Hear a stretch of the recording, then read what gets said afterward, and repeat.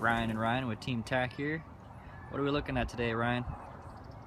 We are looking at a possible, more likely hail threat today. But given the fact that we're down here in Lincoln with clear skies, small chance for an isolated tornado, we just got to figure out which system we want to catch it on and when exactly it's supposed to fire up. More than anything, we'll have some straight line winds, maybe some downbursts, some microbursts. It should be a good day, hopefully. That's what we're looking for. So today's gonna be a good day? Oh yeah, today's gonna be a very good day.